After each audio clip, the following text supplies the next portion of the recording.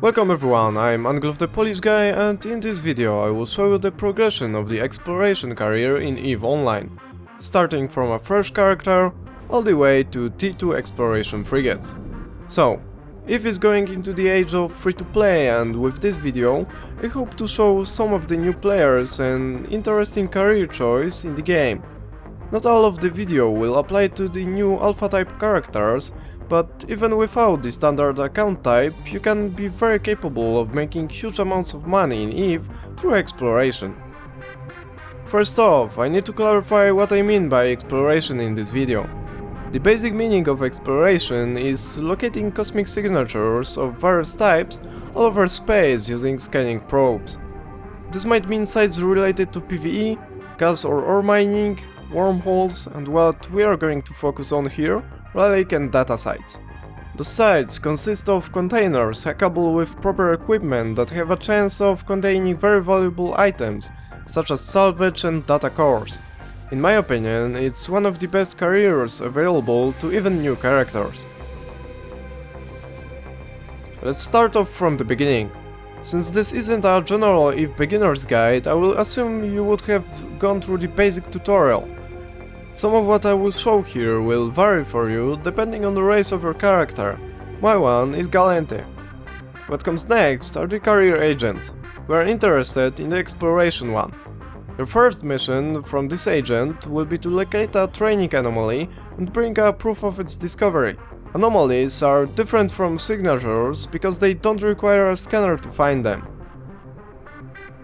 To find the required one after undocking, open up your probe scanner, make sure you don't have anomalies filtered out, and warp to the training anomaly.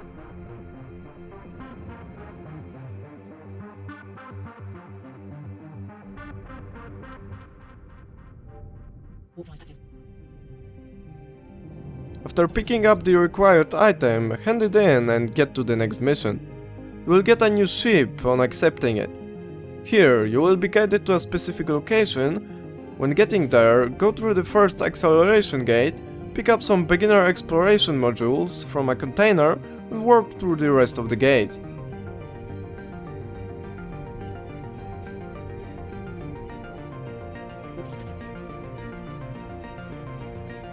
The game will show you how various sites might look, but they won't be interactive yet.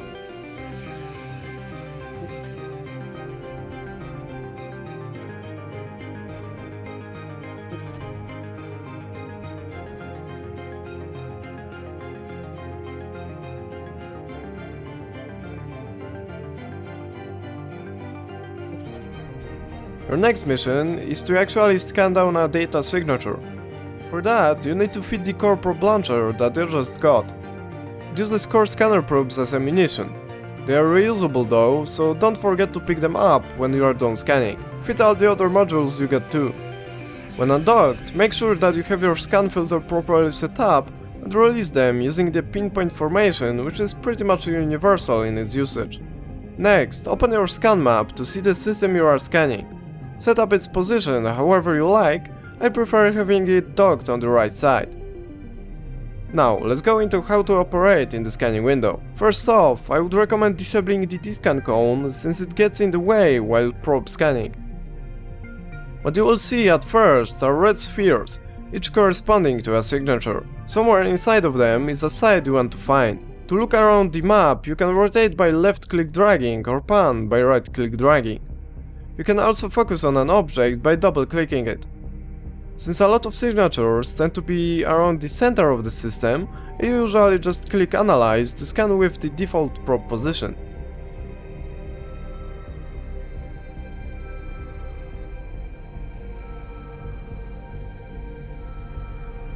As you can see, we got one full result and one partially scanned site.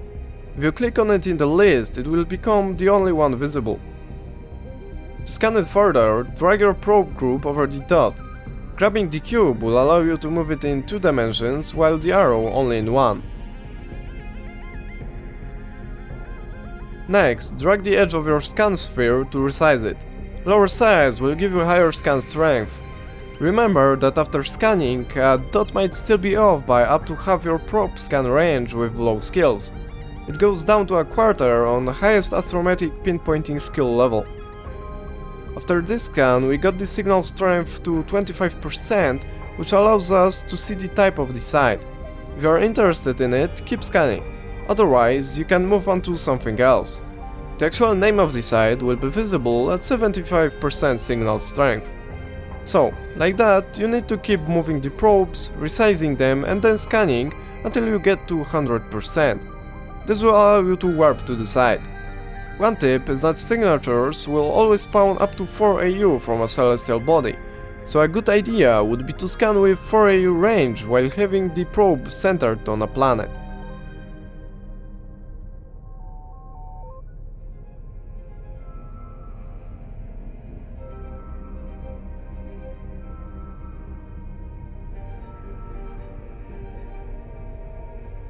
After scanning a spot, you can get a result of a circle. This means that only 2 probes got a signal. In that case, it's best to look at the area in the circle where no more than 2 probe spheres overlap and scan there. One other possible result is a sphere. It means that only 1 probe found a signal in its range. This sphere is different from the initial ones though. Here, the site is somewhere on the surface of it. In order to find the site, scan where no probes overlap the sphere.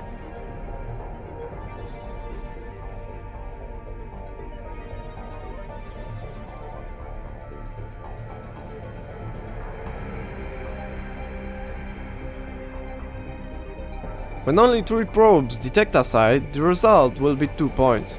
In that case, you should always scan the point further away from where you just scanned.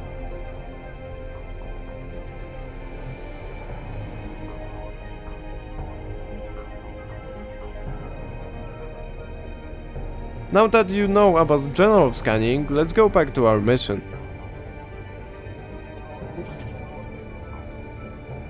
If you scan those signatures different than the data site, you can still warp to them and acquire the items for the next missions. When you are in a site, lock the container and activate the hacking module corresponding to the site type. Remember to orbit it at below your hacking range, because going further will automatically fail the hack. Doing that twice will blow up the container. After activating the module, you will be shown a hacking minigame. In here, your goal is to find the system core and destroy it. You do that by using your virus to unlock nodes on the hacking grid.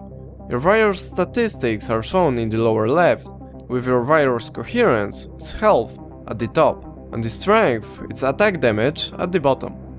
The usual core location is somewhere on the opposite side of the grid from the starting point. Start clicking on nodes to unlock them. The shown number is the distance from a helpful subsystem, a data cache containing either an enemy or a friendly subsystem, or the core itself. The first subsystem we run into on this hack is a firewall. You can either attack it or go around it. As you can see, it also has coherence and strength. If you attack it by clicking on it, as long as it won't be killed on that turn, it will deal you the damage equal to its strength, and you will do the same. In this case, it will deal us 10 damage, and in total we need to hit it twice with our 10 damage to reduce its 20 coherence to 0. Instead, I decided to go around it, but in the end destroying it was required. As you can see, it only dealt me 10 damage on the first hit, since the second one killed it. Next up is the core. Their colors vary depending on the container difficulty. Green for easy, orange for medium, and red for hard. Destroy it to unlock the container. After that, you can open the cargo. Continue on to the different site types.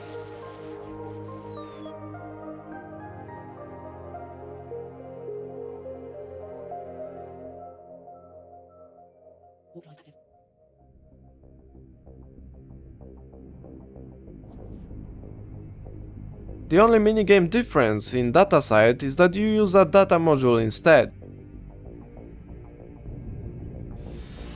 Here you can see that I also tend to go around the edges. This way, any antivirus that would block me would get to block less nodes. You can also see that the core was in the opposite corner of the grid, as it tends to be. The last site type you need is a gas site. Just bookmark it for now, since you won't be able to go through it until you have the actual mission for it. Gas mining is also a topic for a different time, since it's less related to exploration and more to mining. After dropping off data and relic side missions, you will be granted a passkey for the warp gate you just saw. Remember to pick it up, then go to the saved site.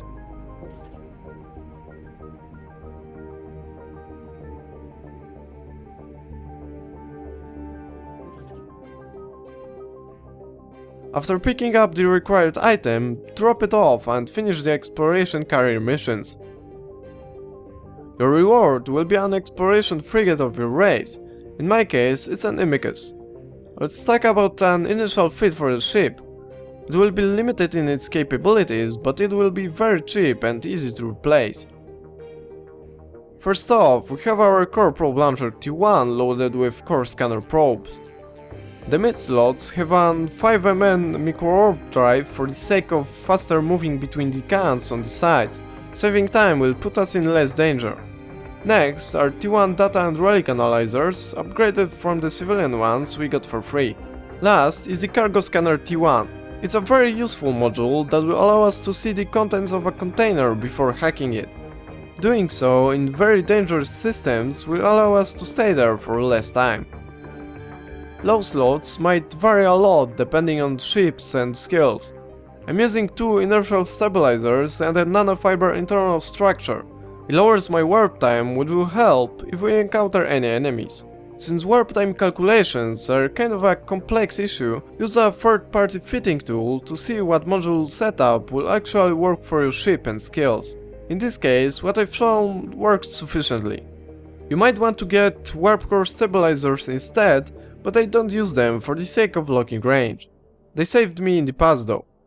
Anyway, the basic tactic for any encounters with other players will be to run away as fast as possible. I don't use any rigs here, since the beginner character funds will be limited. For drones, it's good to have some, even if most likely you won't see serious combat. It would be preferred to use ECM drones, but since training them takes some time, I won't be using them yet. In cargo, I keep additional core scanner probes, mostly for having the launcher loaded while scanning, but also for spares if I lose them. Now, let's move on to finding actual data and relic sites. First off, I need to say that you shouldn't bother with looking for exploration sites in high security space. The traffic is so high that finding any will be difficult, and since they are the easiest, the payoff won't be worth the time. You can look for one to see how well your hacking goes, but don't expect serious money. Just for the sake of comparison, here's a high-sec data site. After orbiting the container at proper range, I start hacking. The grid is much bigger than the training ones we got before. As usual, I go around the edges to limit the blocking potential of any defensive subsystems. This way, they don't have access to a lot of nodes they could block.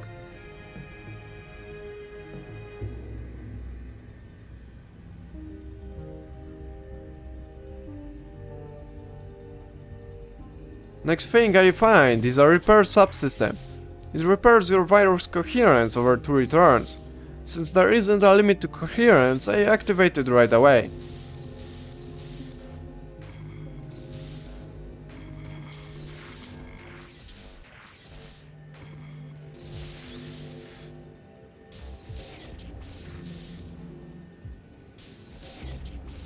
Next is a data cache. This can contain either defensive or offensive subsystems. I prefer to avoid activating them, since on higher difficulty hacks they tend to have more enemy nodes than useful subsystems. After destroying some firewalls, I found the core. As you can see, the container only had 3000 ISK worth of items, so it wasn't worth the time.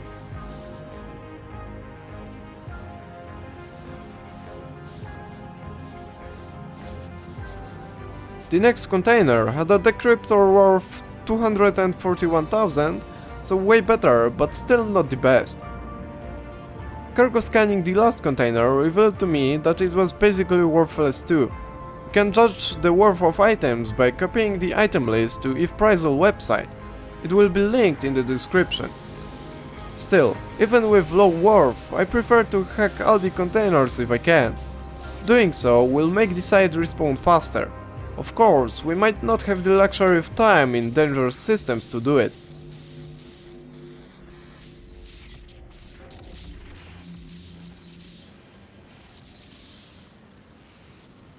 Now, we will go to where we can actually get decent money, which is lowsec.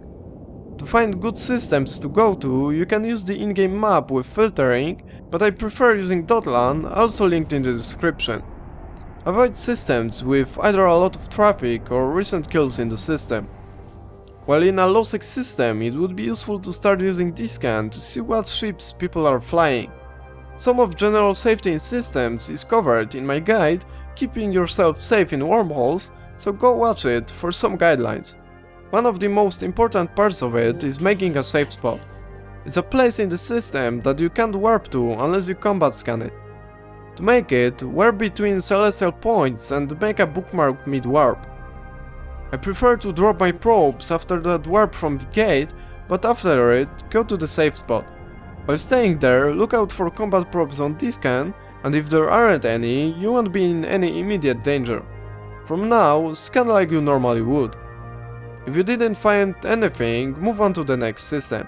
Since in lowsec you won't see any warp bubbles and the jump is instant, you don't have to D-scan the gate, but it's a good idea to do it later on in nullsec. One exception in lowsec is the potential smart bombers, but they tend to stick to high traffic systems like borders with highsec or the Tama area. If you are not in range of scanning, warp to a nearby planet. You can also make bookmarks near the gate to use for the future if there aren't any planets. Going on, I found a lowsec relic site in a fairly deserted system. Since relic site containers are smaller, I orbit them at around 1 km since it allows me to pick up the loot right after finishing the hack. Using the micro warp drive helps to move between containers, just try not to overshoot them. For the types of containers, the debris and rubble containers are easy, remains are medium and ruins are hard. Cargo scanning this one revealed around 700,000 in loot. The hack is bigger than the easy ones, but the same tactic applies. Here you can see a new enemy subsystem for the medium difficulty containers. It's a restoration node and needs to be killed as soon as possible. As long as it exists, it will heal other enemy subsystems, which might make the hack impossible to finish. Here we found a polymorphic shield. This subsystem will protect us from damage for 2 attacks. I recommend activating it for high strength antivirus subsystems. This is the antivirus subsystem itself. It also appears on easy containers. The main issue with it is that it has high strength, so I recommend avoiding it or attacking only with the shield active.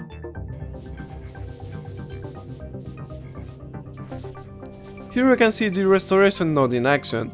It made the antiviruses way more difficult to deal with. After some more uncovered nodes and data caches, I made the hack impossible to finish, so I failed. You get 2 tries before the container blows up. The next hack attempt uncovered a kernel rod subsystem. Using it will make the attacked module lose 50% of its coherence. This time I had more luck and uncovered the core. This container had around 800,000 worth of loot, so more than the ship I'm flying.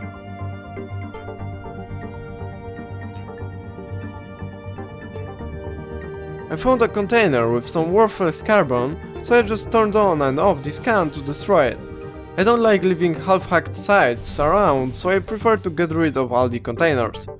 Also, it's a good idea to turn off auto-repeat on hacking modules, since they only need to cycle once.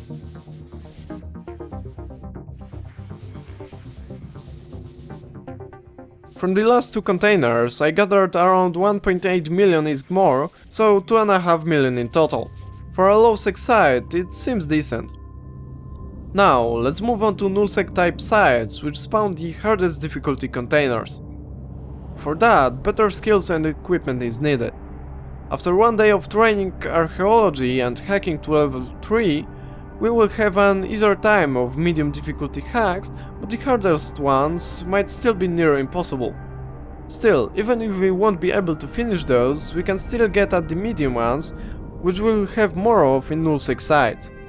If your wallet allows for it, you can also get rigs like gravity capacitor upgrade for better scanning, also upgrade low slots modules to T2. So, Null 6 sites are actually fairly easy to get to, even directly from HiSec. Wormholes of classes from 1 to 3 will spawn them, and finding an entrance to one in HiSec is very easy. I will cover going to nullsec directly later on. After scanning down a wormhole in HiSec, if you can see in its description that it leads to unknown parts of space, then that means class 1 to 3. This is where we want to go.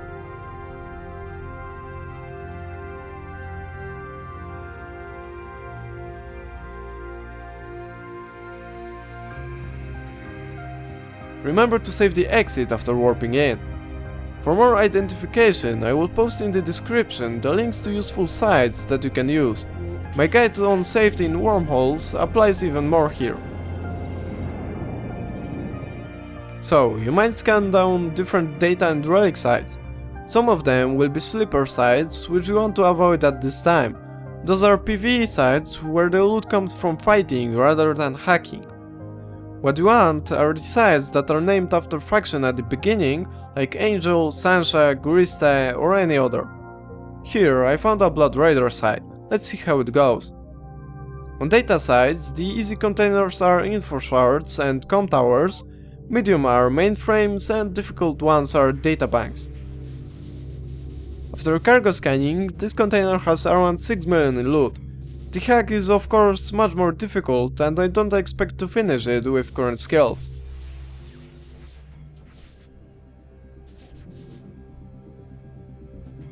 This subsystem is a secondary vector. After applying it to an enemy subsystem, it will reduce its coherence by 20 for 3 turns, dealing 60 damage in total.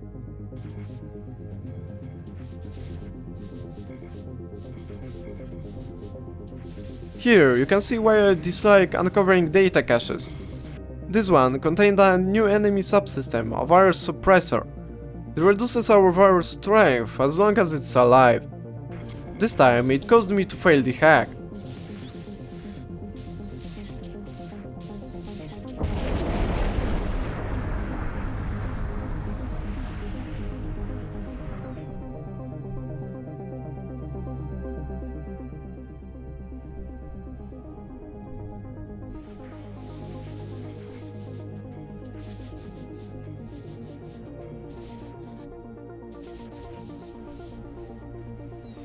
Here, an Aster warped to the side. I wasn't able to hack much more, so I ran away. Reaction times matter a lot in situations like this. Your ship won't be capable of fighting, so being aware of your situation at all times will help with survival. So try to watch this scan and the overview closely. Let's move on to a different wormhole and site. This time a Blood Raider relic. In here I was aware of other people in the system because of probes on D-scan, so I was very careful and tried to keep on top of D-scanning.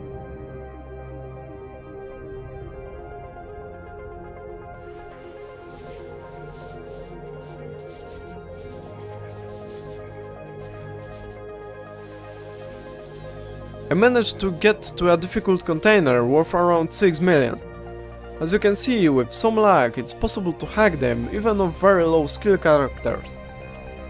Of course, a lot of the containers get blown up because of our low skill, which is something we will work on soon.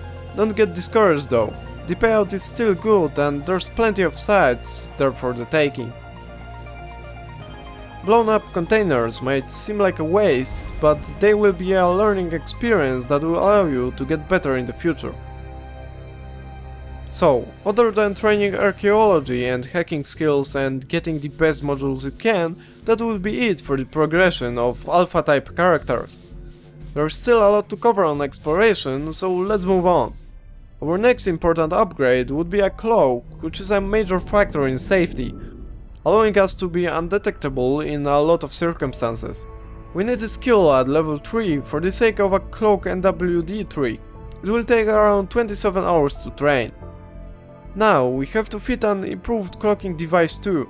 A T1 version of it won't work for the trick because it lowers the ship speed too much.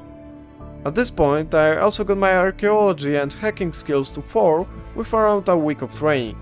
Getting them to level 5 will be useful long term and for the sake of T2 analyzers, but it would take around 15 days of training each. If you want to go for it, prioritize archaeology since right now relic sites pay out more. Now let's go over that Cloak MWD trick. It's a method of warping while still cloaked without having a Covert ship that allows it normally. It's a great way to avoid gate cams that we just warped into, and with it our only obstacle would be warp bubbles or vary our gate cams, but those can also be avoided as I will show later. For the sake of practice, let's check out how it works in HiSec. Start off with warping through a gate. Doing that will give you a 1-minute gate cloak. In that time, no one will be able to see you on the other side. It will run out as soon as you move though. It won't turn off because of objects like a normal cloak, which deactivates when there is something in 2 km distance. In order to warp off without being seen or only being visible for a short amount of time, we need to activate modules at a well-timed sequence. You need an MWD of the appropriate size for the ship, 5 MN in this case, and a T2 cloak that won't lower your speed too much. Now, let's see it in slow motion. First, align to your destination. As soon as the game says you are aligning, your cloak will run out. At this point, activate both your own cloak and the MWD. Do it as soon as possible. Normally, you wouldn't be able to activate modules with the cloak on like that, but the timing allows for one cycle of that here. After that, make sure the MWD is going to deactivate. As you can see, your speed is going over the 75% that is needed to warp. Now, prepare the warp off or jump action on your destination. When the MWD cycle timer hits around 80%, deactivate your cloak and click warp. Doing so will raise your max speed back and with that the warp requirement. But the running MWD raises it sufficiently for the warp to be immediate. This means that no one on the gate would be able to target you quickly enough before you warp. This isn't a true warp while being cloaked as with the Covert ops, since it isn't active during travel, but it takes care of most dangerous parts of the journey, which are landing points on the gates when you might encounter gate camps. Here's the same thing in proper speed.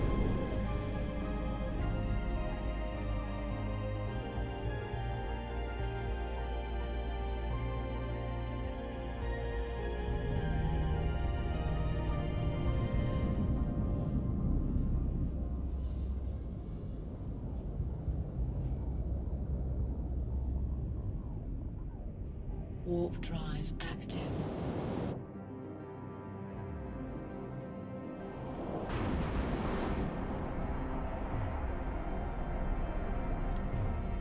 Let's see the practical use of it.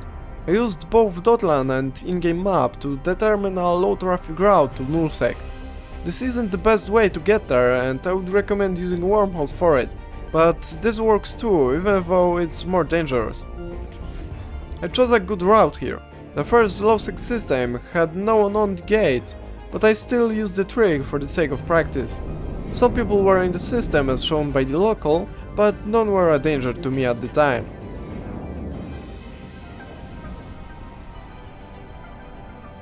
The first nullsec system had some warp bubbles around. Of those, you have to be very careful.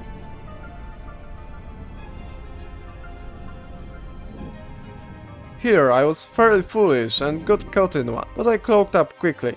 A Covert ops cloak wouldn't help too much, since there was a decloaking container on the warping spots. If there was someone here, I might be dead by now. For the sake of traps like this, use nearby planets to descan the gate and make safe spots near them if they aren't in range. This won't be useful for the first time, but might save you in the future if you keep using that route. Since the gate was clear, I decloaked and used my MWD to move on. Moving on just a few systems, I found an entirely deserted one, as evidenced by local.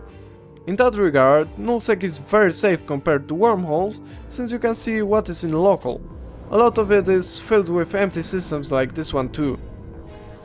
After a few minutes I found a data signature in a different empty system.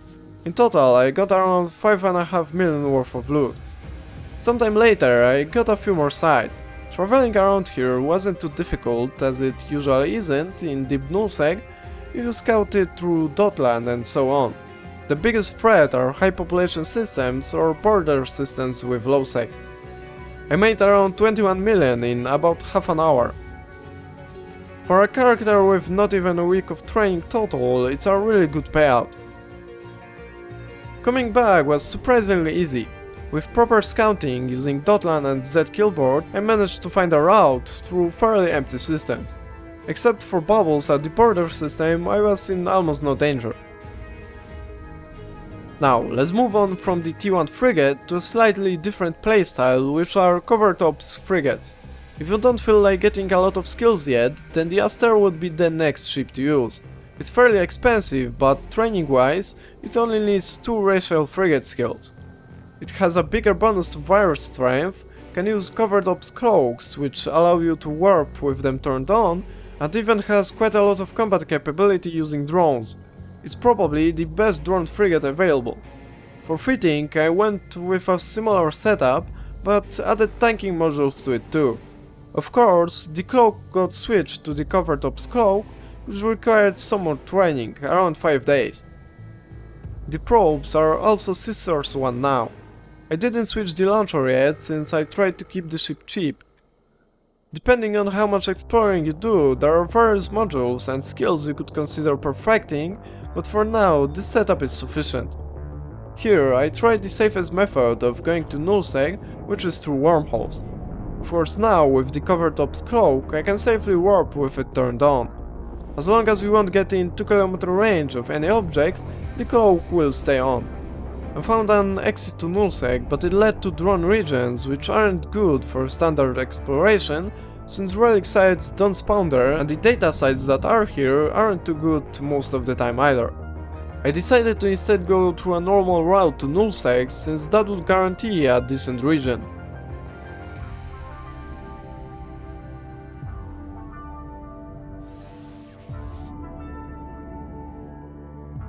As you can see, the skill improvements and the additional virus bonuses from the ship allowed me to at last hack all the containers, earning me around 17 million from this side.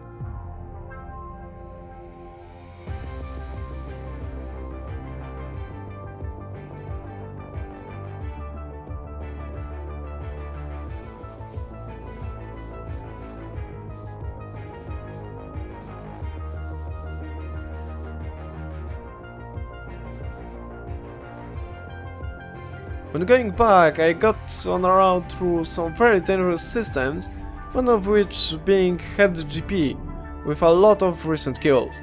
Usually, this is a very stupid idea, but I decided to do it for the sake of demonstration.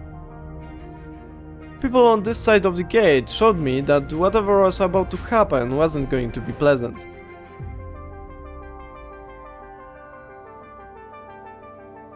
I encountered a big gate camp, so as expected. Warp drive. Here you can see that I got bubbled, so I couldn't warp away. Of course, enemies started flying right at where I thought I was, in order to decloak me. I found that the best tactic in a situation like that is to not go to the closest edge of the bubble. That is usually obvious, so everyone will expect you to go there. Do what is unexpected and fly a bit into the bubble or erratically around it.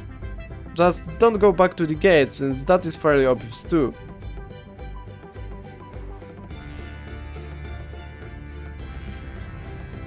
When finally exiting, I went to the sun to have a point from which I could observe the other gate. A planet would probably be a better choice. Going straight between gates, I would most likely fall into a trap, since that is again what would be expected. Don't act irrationally out of fear, but use disinformation and enemy expectations to your advantage. The sun was bubbled, but there was no one here. Not even a decloaking container, so it might have been a rushed bubble or just set up wrongly. I was lucky this time. At this point, combat scanner probes on D-scan meant that I was actively searched for. I warped to a planet to have a scanning point for a gate.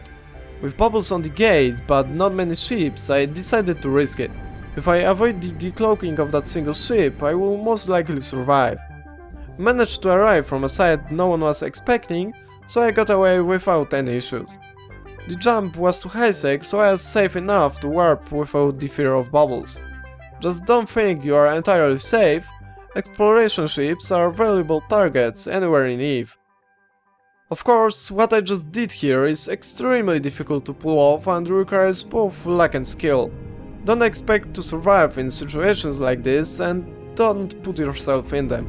Use Dotlan and other tools available to avoid systems like that at all costs. Still, I hope that by showing my passage through a camped system like that, it will help you sometime in the future. From there, I moved on to the closest trade hub, which was Amar, and sold my exploration loot. Now, let's move on to the next and for this video last ship in the exploration skill progression. At this point, we are moving to the T2 exploration Covert frigate, in this case a Helios. The fitting guidelines are similar to the Imicus. The biggest change is the addition of a Covert Cloak and an additional scan range-finding array in the mid-slots that will help with the scanning. One of the rigs is a hyper-special velocity optimizer for warp speed, the other a gravity capacitor upgrade for scan probe strength. Comparing just the ship price, the Helios is around 24 million, while the Astero is 60 or so. Since the exploration entails diving into dangerous territory and potentially losing a ship, I think it's worth it to invest the skills in T2 Covert frigates. The training would take around 25 days, but if you are serious about exploration, then consider it. The playstyle of a T2 frigate is the same as of the Astero. They are similar in capabilities in regards to exploration, but not as much fighting, since with that the Astero comes out on top.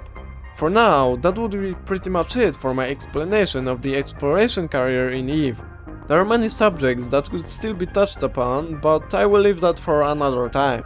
Some things I showed will of course apply slightly differently, for example the ships depending on your preferred race. Amar used the Magnate for T1 and Anathema for T2, Kaldari have the Heron and Buzzard, Minmatar used the Probe and Cheetah, and of course the Imicus and Helios that I showed used by Galanti. The slot layouts and fitting capabilities will be different, so apply them as you see fit. Browse sites like EVE University for some more advice on what to use. I will also link some useful resources to help you out in the description. As always, I hope you learned something today and let me know if you have any questions. I also want to apologize to everyone for not releasing a video sooner, but this one grew way bigger than I expected and I had some real life stuff hindering my work. For now, remember to subscribe to be notified about my future uploads. Thank you all for watching and that's it from me today, see you next time.